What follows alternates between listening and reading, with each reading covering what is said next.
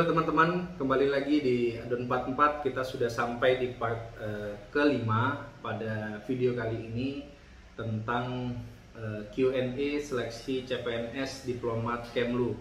Pada kesempatan kali ini atau di video kali ini saya akan membahas tentang tips and trick seleksi kompetensi dasar SKD. Seleksi tahap kedua yang sebelumnya adalah seleksi administrasi. Di seleksi kedua ini umum, teman-teman kalau pernah mengikuti seleksi CPNS di berbagai kementerian lain sebelumnya, ini sama, tidak ada bedanya. Dan atau mungkin teman-teman pernah ikut seleksi penerimaan karyawan di kantor swasta yang juga menerapkan seleksi kompetensi dasar juga sama. Di dalam seleksi kompetensi dasar ini setidaknya ada 3 komponen besar yang akan diujikan. Yang pertama adalah wawasan kebangsaan teman-teman, kemudian tentang intelijensia umum teman-teman, kemudian yang ketiga adalah tes karakteristik pribadi teman-teman. Nah, buat tes wawasan kebangsaan, mungkin ini sudah sering teman-teman dengar, termasuk kemarin yang lagi heboh misalnya di KPK. Kita nggak pernah tahu ya apakah itu benar seperti itu atau tidak. Tapi kalau benar soal-soalnya seperti itu, semoga di tes CPNS Kemlu soal-soal yang semacam itu tidak diujikan lagi dan juga di tes CPNS lainnya ya. Karena itu bisa saya pastikan bahwa kalau benar soal-soalnya semacam itu adalah soal-soal yang sama sekali tidak relevan dengan bidang pekerjaan kita. Nah, yang dapat saya sampaikan tips and triknya di seleksi kompetensi dasar ini untuk yang tes wawasan kebangsaan, teman-teman harus benar-benar paham, syukur-syukur hafal Undang-Undang Dasar 1945. Teman-teman harus benar-benar memahami setiap pasal dan bahkan mengingat pasal terkait dengan apa itu ada di pasal apa, atau sebaliknya pasal nomor sekian itu membahas apa, karena itu akan diujikan. Kemudian juga dengan Pancasila, teman-teman harus pelajari lagi Pancasila, setiap silanya itu apa nilai-nilai yang terkandung misalnya, itu nanti juga akan diujikan, namanya juga tes wawasan kebangsaan ya.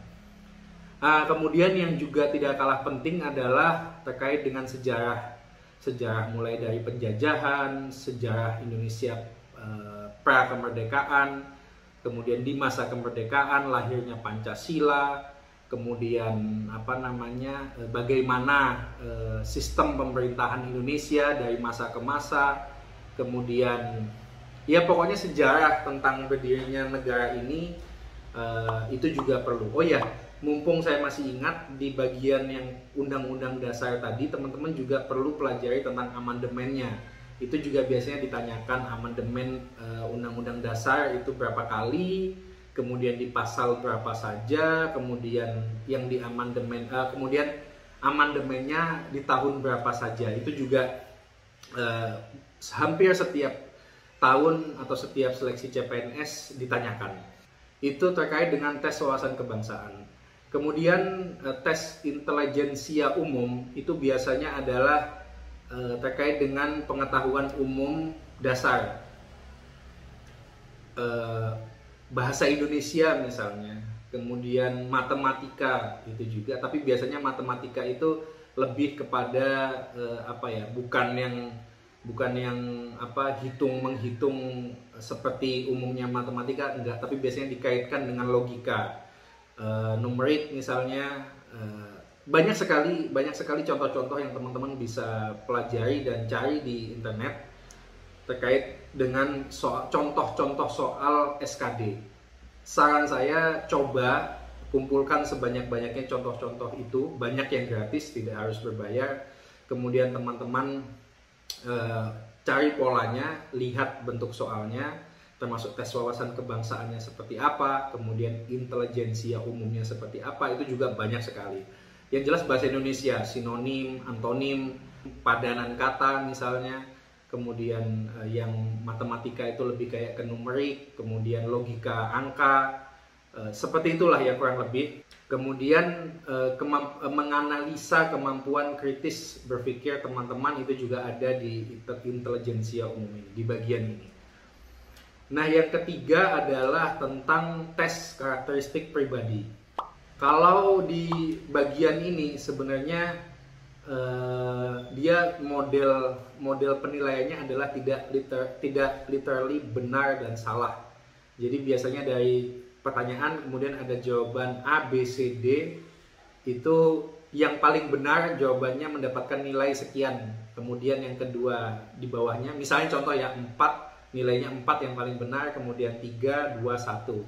Artinya semua jawaban memiliki nilai, tapi yang paling benar adalah punya nilai tertinggi. Nah, itu biasanya di bagian karakteristik kepribadian ini model penilaiannya seperti itu. Kenapa? Karena sebenarnya yang dicari adalah karakteristik. Jadi teman-teman akan ditanyakan tentang jika misalnya teman-teman ada dalam satu situasi yang seperti ini, apa yang akan teman-teman lakukan. Nah, itu menurut panitia yang membuat soal seleksi ini, mereka sudah menetapkan bahwa yang paling ideal adalah bersikap seperti ini. Nah, itu apakah teman-teman memiliki sikap yang sama atau tidak. Itu yang dicari dari sub bagian soal di karakteristik pribadi.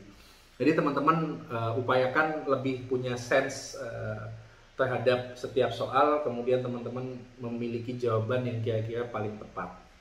Itu yang perlu teman-teman. Lagi-lagi di bagian ini juga teman-teman bisa coba cari banyak sekali contoh-contoh di media sosial atau di dunia maya. Sekarang sudah banyak sekali.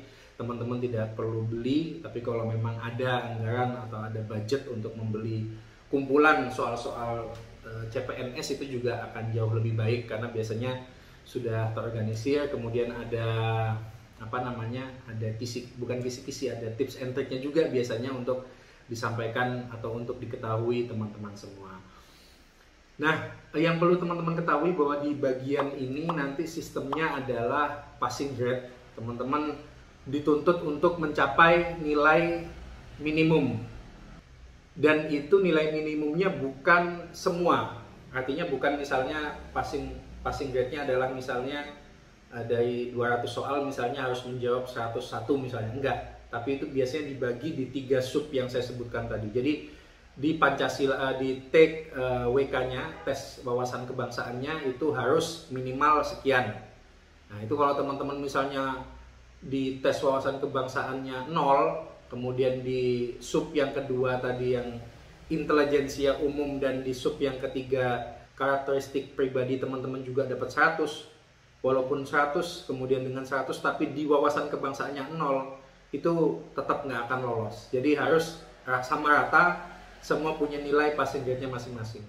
Oke, pertanyaan selanjutnya adalah apa tips and trick di seleksi kompetensi bidang nih? Jadi jika teman-teman lolos di tahap seleksi kompetensi dasar, maka tahap selanjutnya adalah seleksi kompetensi bidang.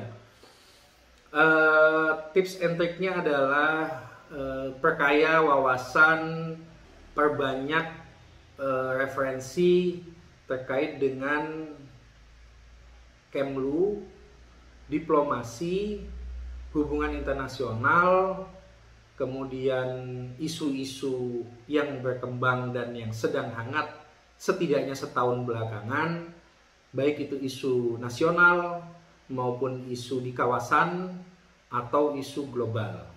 Jadi kebayang ya, jangan hanya karena ini Kemlu kemudian teman-teman mencari beritanya hanya tentang berita-berita internasional, tidak. Tapi teman-teman sebagai diplomat juga harus mengetahui perkembangan situasi nasional, termasuk di kawasan juga. Kawasan ya tentunya ASEAN ya. Kawasan kita adalah di Asia Tenggara. Itu juga perlu teman-teman perkaya. Dan isu global. Isu global itu bisa isu yang memang isu internasional yang berkembang secara global, maupun isu di kawasan lain. Isu di Timur Tengah misalnya, isu di Pasifik misalnya, isu di Amerika, itu butuh teman-teman dalami isu-isu tadi. Nah, yang pertama adalah terkait dengan Kemlu, kekemluan lah ya, dan diplomasi Indonesia.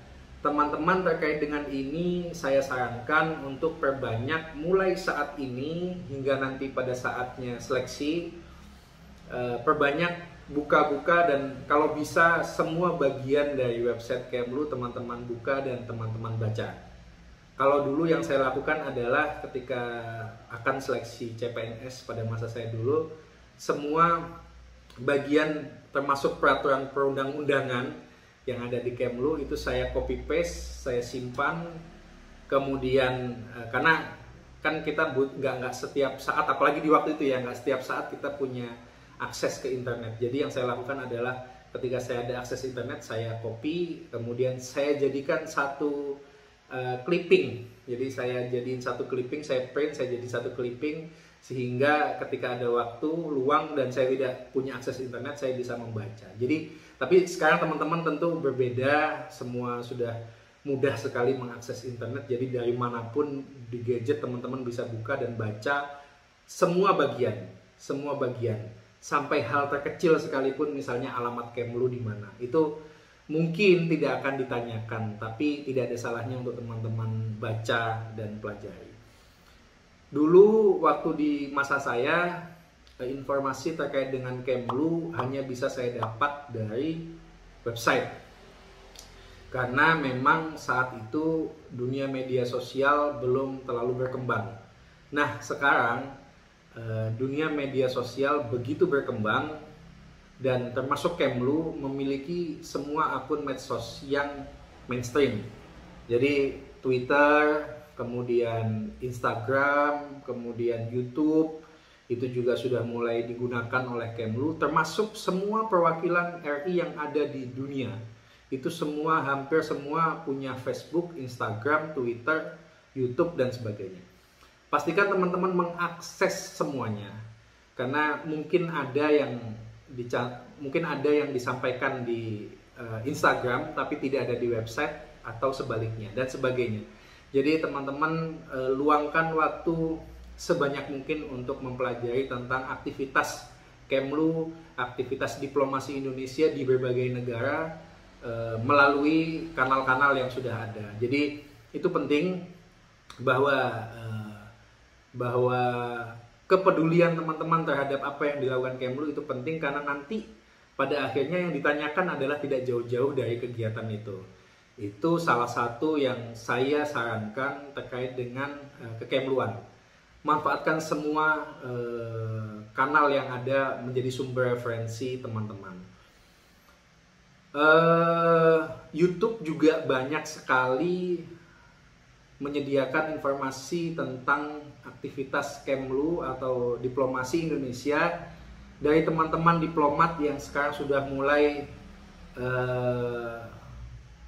beraktivitas di YouTube, ya termasuk Adon 44 ini, tapi ada juga beberapa lainnya. Jadi mungkin teman-teman bisa selain juga mantengin YouTube Adon 44 ini juga bisa mulai mencari referensi lain. Siapa tahu ada yang tidak kami share di sini dan disampaikan oleh teman-teman diplomat lain. Itu juga bisa jadi tambahan informasi buat teman-teman. Oke. Kemudian selanjutnya adalah yang terkait dengan isu-isu nasional, regional, dan global. Itu dari mana nih mengetahui atau membacanya? Ya itu sih kembali ke teman-teman ya. Semuanya sudah sangat terbuka, informasi sudah banyak sekali, baik di dalam negeri maupun di luar negeri. Teman-teman sudah bisa baca berita-berita yang ada di seluruh dunia, dan teman-teman semakin banyak membaca, teman-teman semakin banyak mendengar, teman-teman pasti akan semakin bisa atau mudah memetakan mana isu-isu yang sering diberitakan. Nah itu biasanya juga akan ditanyakan di tes kompetensi bidang, karena semakin sering diulas artinya ya jelas itu adalah menjadi perhatian penting. Yes, yang paling gampang adalah COVID misalnya. COVID pasti akan ditanyakan, itu udah pasti, nggak mungkin enggak. Nah, COVID bagian mananya nih yang akan ditanyakan? Nah itu yang tentu menjadi PR teman-teman semua untuk benar-benar peka terhadap isu dan kemudian sensitivitasnya adalah apa yang akan ditanyakan. Yang sederhana misalnya belakangan adalah vaksinasi misalnya. Vaksinasi tentang akses vaksin seluruh negara di dunia itu tentu mungkin bisa akan keluar dalam pertanyaan. Kemudian pengendalian COVID misalnya, atau perhatian perhatian dunia terhadap bagaimana COVID atau pandemi ini bisa segera mereda. Itu kemungkinan juga akan keluar. Dan isu-isu yang biasanya ditanyakan itu adalah isu-isu tentang Palestina Israel misalnya. Karena memang sampai saat ini konfliknya masih ada. Nah, itu mungkin teman-teman juga bisa banyak membaca terkait itu. Selanjutnya adalah mungkin tips saya juga, teman-teman mulai belajar merangkai kata. Maksudnya gini, nanti akan ada pertanyaan esai yang mungkin dalam bahasa Indonesia, mungkin juga dalam bahasa Inggris. Kalau dulu di masa saya ada jawaban yang harus dengan bahasa Inggris, ada jawaban yang bisa bahasa Indonesia, bisa bahasa Inggris. Nah, biasanya diminta dengan jumlah kata yang terbatas. Misalnya minimal sekian, maksimal sekian. Misalnya minimal 150 kata, maksimal 200 kata misalnya. Ini di masa saya dulu ya. Nah, itu teman-teman artinya kan tidak mudah walaupun sudah tahu isunya. Walaupun sudah tahu isunya dan sudah tahu jawabannya, itu biasanya lebih ke logika ya, lebih ke logika pandangan dibarengin dengan data. Nah, itu tentu tidak sulit bagi teman-teman yang sudah lulus S1 untuk kemudian menyampaikan opini dan argumentasinya. Nah, yang sulit adalah karena dibatasi jumlah katanya. Atau ya batas itu bisa batas terendah dan batas maksimal ya. Jadi teman-teman, saran saya adalah kan nggak bisa pakai pensil nih, nggak bisa dihapus atau gimana. Jadi teman-teman mungkin mencoba membayangkan dulu, kemudian merangkai dalam otak apa jawabannya, kira-kira seperti apa, menghitung jumlah katanya, baru kemudian teman-teman menuliskannya. Ini lagi-lagi saya nggak tahu mekanismenya, nanti kalau offline tentu akan harus seperti itu. Tapi kalau online, sistem komputerisasi, ya tentu bisa setelah dicoba diketik kok kelebihan ya dihapus-hapus, tentu lebih mudah. Tapi misalnya harus datang fisik dan online offline menulis di kertas, tentu teman-teman harus bisa merangkai katanya dulu sebelum menuangkannya dalam tulisan. Itu mungkin di video kali ini saya cukupkan terkait dengan tips and trick seleksi kompetensi dasar dan seleksi kompetensi bidang. Jangan lupa like, komen, dan subscribe biar kalian gak ketinggalan video selanjutnya. Nyalakan juga lonceng notifikasinya. Terima kasih buat kalian yang sudah nonton video-video saya sebelumnya dan video kali ini. Thank you for watching and see you in the next part. Okay, bye-bye.